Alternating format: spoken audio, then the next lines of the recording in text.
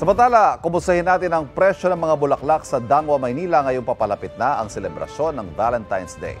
May unang balita live si James Agustin. James.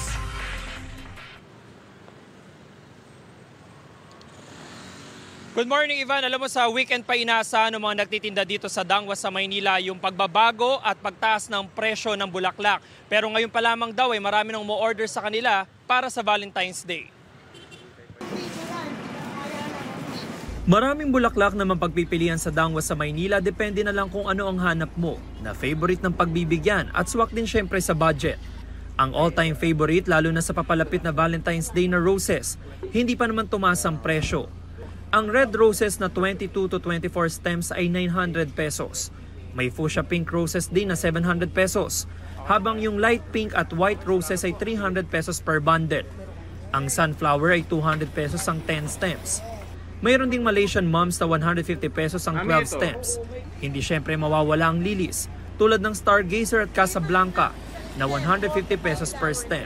Nasa checklist din ang Gerberat Carnation na 180 pesos ang 10 stems. Kung gusto ng imported roses at may budget, available ang China roses na 1,200 pesos at paper roses na 700 pesos. 20 stems na yan. May Ecuadorian roses din na 3,500 pesos ang 25 stems, habang yung tulips ay 90 pesos per stem. Mabenta rin ang mga filler na mas nagpapaangat sa ganda ng mga bulaklak tulad ng eucalyptus, gypsophilia at goldenrod. May mga bouquet naman na mapagpipilian mula 500 pesos hanggang 1,500 pesos depende sa flower arrangement. Pwede rin magpasadya at ikaw mismo ang mamili ng mga bulaklak na ilalagay. Ngayon pa lang may mga umu-order na raw sa mga nagtitinda para sa Valentine's Day. Regular price pa rin po siya. Hindi pa siya tumataas. Kailan natin inaasahan? Mga next week din. Siguro tataas ng mga 50 pesos, 100. Sa Dangwa rin ang takbuhan ng mga may flower shop. Tulad ni Elmo na may pwesto sa Paranaque. Inaasahan na raw niya ang maraming order sa susunod na linggo. Gusto ko press ang mga flowers na binebenta ko. Yung hindi yung mga ng ibang araw, ganyan. Pa-reserve na, pero kailangan may down payment or all payment. Hindi ka pwedeng magpa-reserve na reserve lang. Kailangan, yun, may cash.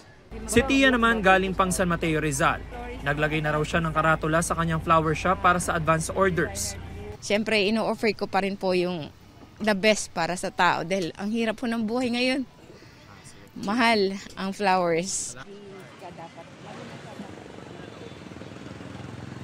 Samantala, Ivan, pinakamagandang diskarte para doon sa mga kapuso natin na magtutungod dito sa Dangwa ay ilista na nila yung mga bulaklak na bibilhin nila dahil inaasahan talaga ng mga nagtitinda rito yung napakarami na mga mamimili sa susunod na linggo bago ang Valentine's Day.